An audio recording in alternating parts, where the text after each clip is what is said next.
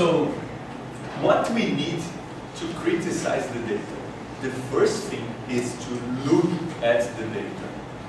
Okay. Many students, many professors also, many scientists in general, they just scratch the surface of the data. They don't look into the data. So this is another TED presentation, I promise this is the last one, okay? That Hans Rolings is a Swedish, I don't know if you know them, this is our Swedish girls. And so he teaches public health in medicine school, but he is a very good statistician, okay? And he will show with his presentation how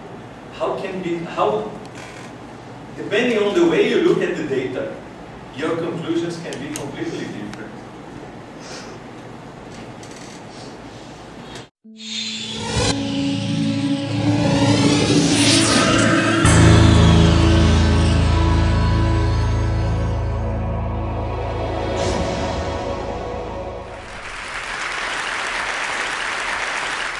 About 10 years ago, I took on the task to teach global development to Swedish undergraduate students.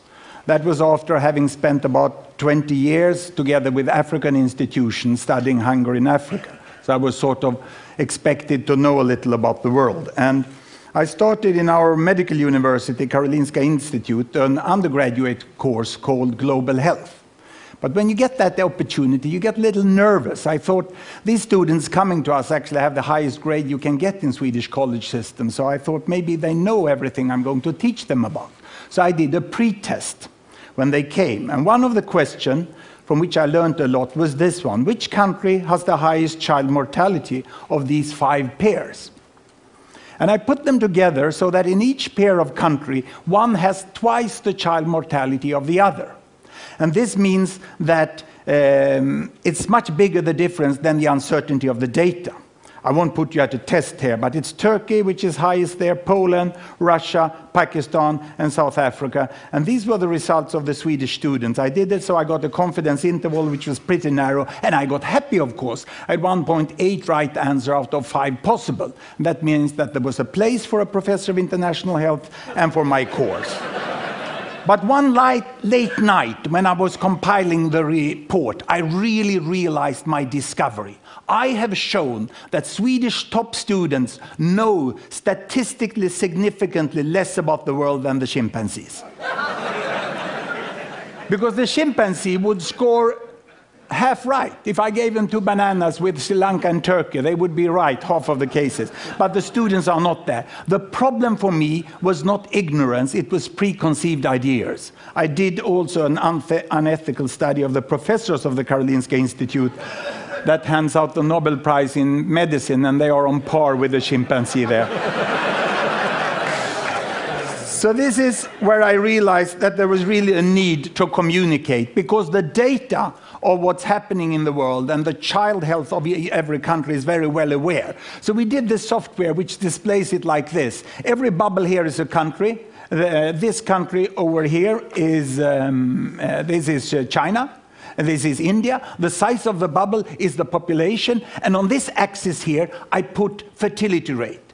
Because my students, what they said when they looked upon the world, and I asked them, what do you really think about the world? Huh?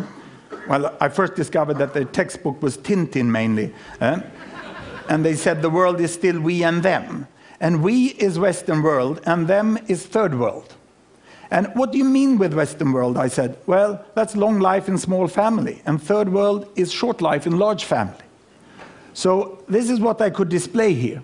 I put fertility rate here, number of children per woman, 1, 2, 3, 4, up to about 8 children per woman. We have very good data since 1962, 1960 about, on the size of families in all countries. The error margin is narrow. Here I put life expectancy at birth, from 30 years in some countries up to about 70 years. And 1962, there was really a group of countries here that was industrialized countries, and they had small families and long lives. And these were the developing countries. They had large families and they had relatively short lives. Now, what has happened since 1962? We want to see the change. Are the students right? It's still two types of countries? Or have these developing countries got smaller families and they live here? Or have they got longer lives and live up there? Let's see. We stop the world. And this is all UN statistic that has been available. Here we go. Can you see there? It's China. They're moving against better health. They're improving there. All the green Latin American countries, they are moving towards smaller families. The yellow ones here are the Arabic countries, and they get larger families, but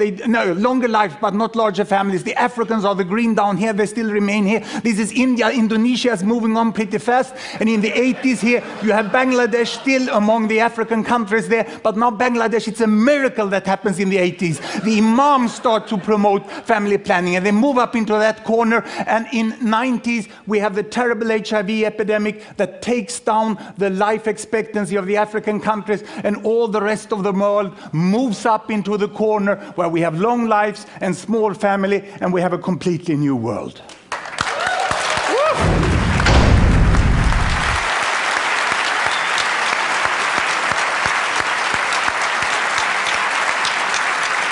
The end of the war.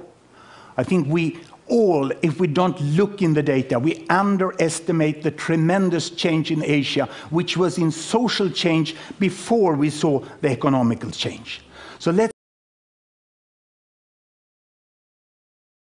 the concept of economy is growth with percent. We look upon it as a possibility of percentage increase. If I change these and I take GDP per capita instead of family income, and I turn these individual data into regional data of gross domestic product, and I take the regions down here, the size of the bubble is still the population, and you have the OECD there, and you have sub-Saharan Africa there, and we take off the Arab states there, coming both from Africa and from Asia, and we put them separately, and we can expand this axis, and I can give it a new dimension here by adding the social values there, child survival. Now I have money on that axis, and I have the possibility of children to survive there. In some countries, 99.7% of children survive to 5 years of age, others only 70. And here it seems that there is a gap between OECD, Latin America, East Europe, East Asia, Arab states, South Asia, and Sub-Saharan Africa. The linearity is very strong between child survival and money. But let me split Sub-Saharan Africa. Health is there, and better health is up there. I can go here, and I can split Sub-Saharan Africa into its countries. And when it bursts, the size of each country bubble is the size of the population. Sierra Leone down there, Mauritius up there. Mauritius was the first country to get away with trade barriers, and they could sell their sugar, they could sell their textiles on equal terms as the people in Europe and North America. There's a huge difference between Africa, and Ghana is here in the middle. In Sierra Leone, humanitarian aid. Here in Uganda, development aid. Here, time to invest. There you can go for holiday. It's a tremendous variation within Africa, which we very often make that it's equal everything. I can split South Asia here. India is the big bubble in the middle, but huge difference between Afghanistan and Sri Lanka. And I can split Arab states. How are they? Same climate, same culture, same religion, huge difference. Even between neighbors. Yemen, civil war, United Arab Emirates money, which was quite equally and well used. Not as the myth is. And that includes all the children of the foreign workers who are in the country. Data is often better than you think. Many people say that data is bad. There is an uncertainty margin. But we can see the difference here, Cambodia, Singapore. The differences are much bigger than the weakness of the data. East Europe, Soviet economy for a long time, but they come out after 10 years very, very differently. And there is Latin America. Today we don't have to go to Cuba to find a healthy country in Latin America. Chile will have a lower child mortality than Cuba within some few years from now. And here we have high-income countries in OECD, and we get the whole pattern here of the world, which is more or less like this. And if we look at it, how it looks the world, in 1960, it starts to move, 1960. This is Mao Zedong. He brought health to China. And then he died, and then Deng Xiaoping came and brought money to China and brought them into the mainstream again. And we have seen how countries move in different directions like this. So it's sort of difficult to get an example country which shows the pattern of the world. But I would like... It shows that their students had a preconceived idea of the world. Because, why they had this preconceived idea? Because they didn't look at the data. They didn't know the data. But the data was available. It was available since 1962. So it was, of course, very hard to look at the data without a very nice software like this one that they developed. But it is a pity because after almost 50 years, people still had an idea, preconceived idea, in a world that was completely different. So this next example is going to show how you cannot use Latin American countries, because when you consider Latin American countries, the different countries, you see that they are from one side to the other of the curve. Okay? And it happens with all the countries. Think of this data, for example, as contaminants inside your fish or your bivalve. They don't have a normal distribution. Don't trust your medias, don't trust your averages, okay? You have to look at the data on the scale that it represents something, on the scale that you can turn it into information. Otherwise, we are going to have a picture of the world that is completely different from what actually the world is. So this is the first day. I think we have plenty of opportunity to discuss a little bit more about all these ideas. I want to thank you, all of you, but especially to my PhD and master students who helped me a lot during the preparation of this course. Okay, they are all here in the red T-shirts, and you can ask them for information because probably they will know much more than I will. Okay, I only know about the money, only signing checks.